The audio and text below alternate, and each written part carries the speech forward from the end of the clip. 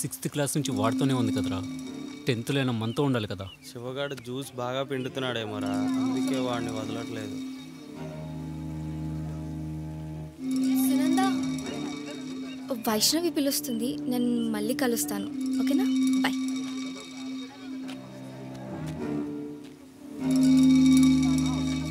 సునంద ఏంట్రా ఈ మధ్య కసక్కులా తయారవుతుంది? శివగాడు ఇంజెక్షన్ ఇస్తున్నాడేమోరా. ఇంజెక్షన్లు ఇస్తే అమ్మాయిలు కసక్కులా తయారవుతారంట. శివగాడు వారానికి ఒకసారి ఇస్తున్నాడు అంటావా, రోజు ఇస్తున్నాడు అంటావా? రోజుకోసారి ఇస్తాడేమోరా. అంతే అంటావా? అంతేగా. ఏం మాట్లాడుతున్నావురా? నీకెందుకు కోపం వస్తుందిరా? మీ ఇద్దరి మధ్య ఏం లేదా? మా ఇద్దరి మధ్యలో ఏముంటుందిరా? రే మామ, పీటీ సార్ వస్తున్నారా? పీటీ సార్ వస్తున్నారా? రే వదులురా. రే మామ, పీటీ సార్ వస్తున్నా, వదులురా.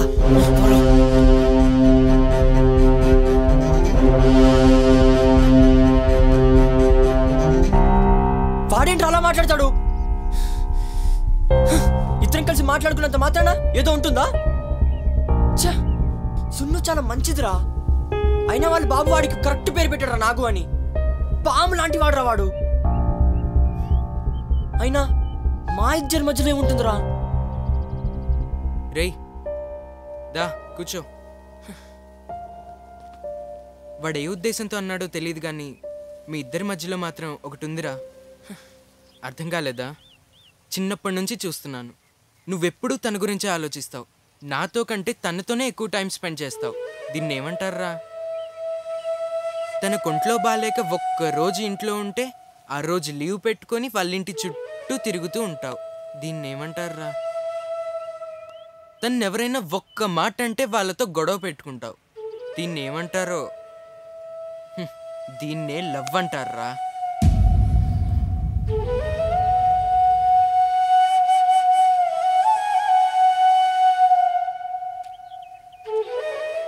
రే సున్ను వస్తుందిరా.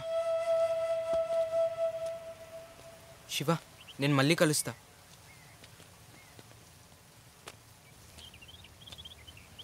శివ, మన ఇద్దరి గురించి అందరూ తప్పుగా మాట్లాడుకుంటున్నారు.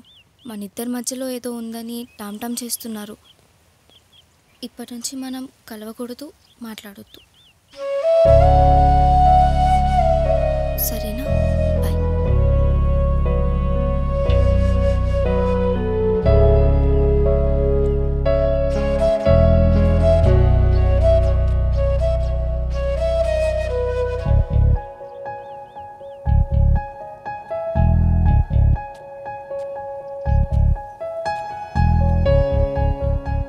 అయినా నిన్ను చూడకుండా, నీతో మాట్లాడకుండా నేను ఎలా ఉండగలనురా? కావాలంటే మన ఇద్దరం సీక్రెట్గా మాట్లాడుకుందాం, సీక్రెట్గా కలుసుకుందాం. సరేనా?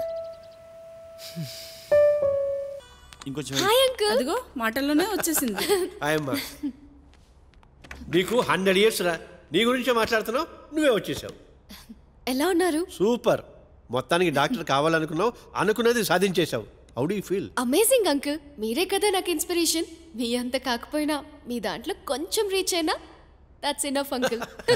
కొంచెం ఏంటి తల్లి, మీ నాన్న నాకంటే బోల్డ్ అంత చేస్తాడు. నన్నెందుకు ఇన్వాల్వ్ చేస్తున్నావురా? నీ టాలెంట్తో నువ్వు పైకి వచ్చావు. తను కూడా నీలాగే పైకి రావాలని కోరుకుంటున్నా. ఆల్ ది బెస్ట్ అమ్మా. ఓ థ్యాంక్స్ అంకుల్. బంగారం. మీకు ఇష్టమని మీకోసం స్పెషల్గా చేశానన్నయ్య.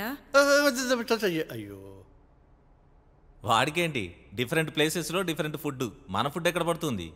ఫుడ్దేముందిరా, ప్రపంచంలో ఎక్కడైనా దొరుకుతుంది. కానీ ప్రేమ మాత్రం మీ ఇంట్లోనే దొరుకుతుంది. నిన్ను, చెల్లిని, సునందని చూస్తుంటే కలిగే ఆనందం ఎన్ని కోట్లు ఇచ్చినా రాదురా. అంకుల్, ఇయర్లీ వన్స్ వస్తారు ఇంటికి లంచ్కి. నా కోసం నెలకు ఒక్కసారైనా రావచ్చు కదా? నెలకి ఒక్కసారేంట్రా, నెలకి 10 సార్లు వస్తాను. ఎందుకంటే హైదరాబాద్లో కూడా హాస్పిటల్ బ్రాంచ్ ఓపెన్ చేయబోతున్నాను. అంకుల్, మరి అబ్రాడ్లో ఉన్న బ్రాంచెస్ని ఎలా మేనేజ్ చేస్తారు? టెక్నాలజీ అమ్మా, స్కైప్ ద్వారా మేనేజ్ చేస్తా. మీరు సూపర్ అంకుల్.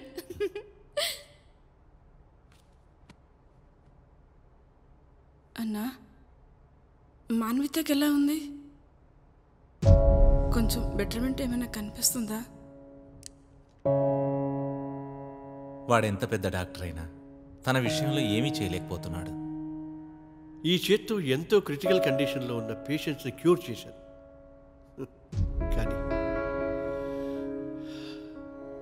ఏ జన్మలో చేసిన పాపము ఈ జన్మలో ఇలా పట్టి పీడుస్తుంది. ఆ చేతులతో ఎంతో మందికి ఆసరాగా నిలిచావురా. ఆ పుణ్యంతోనే మానవ విషయంలో ఆ దేవుడు నిన్ను సంతోషపడేలా చేస్తాడు.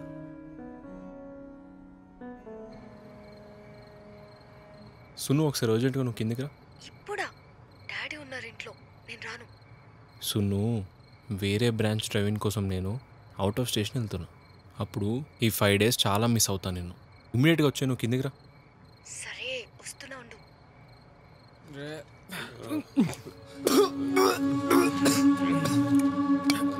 రే నా వల్ల అయితే లేదా, ఇంకో బియర్ తాగితే నేను ఈయనే వాడిపోతాను. అరే నేనైతే గివ్ అప్ చేస్తున్నా. ఇయ్యా తిందాం. ఏం ఫ్లేవర్ తింటావు? Butter scotch.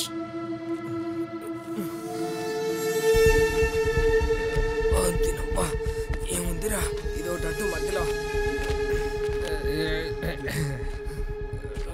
ఏమేం ఫ్లేవర్స్ ఉన్నాయి? అన్ని ఫ్లేవర్స్ ఉన్నాయి సార్. ఏ ఫ్లేవర్ అయినా ఓకే. బటర్ స్కాచ్ లేదా? ఉంది సార్. అదిరిందిరా ఈ ఫ్లేవర్. దీన్ని చూస్తుంటే తాగిందంతా దిగిపోయిందిరా. దీన్ని ఎక్కేస్తారా ఇప్పుడు? 3 సార్లేనా?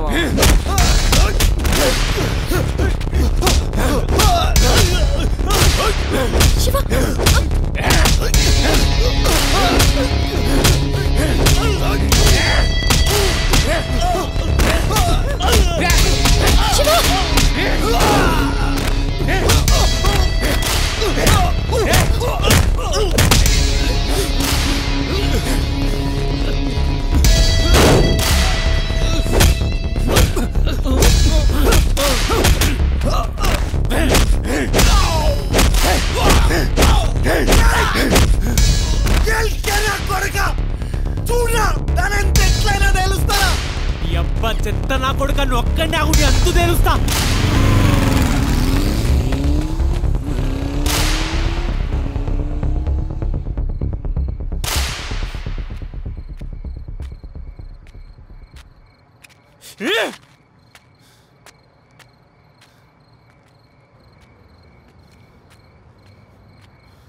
ఇలాంటి ఎదవలు కళ్ళి కుక్కళ్ళు ఉంటారు. వదిలే పద, నువ్వు రా రా శివ.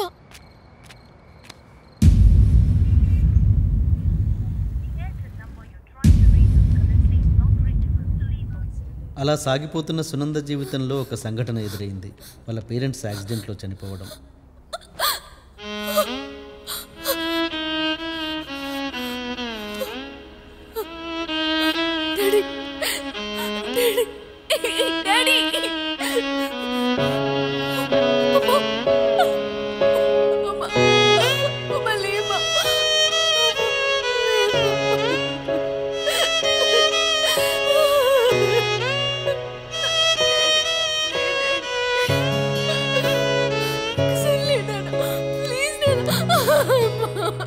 శివ అవుట్ ఆఫ్ స్టేషన్లో ఉండడం వల్ల తనకి ఎంత ట్రై చేసినా ఫోన్ కనెక్ట్ కాలేదు.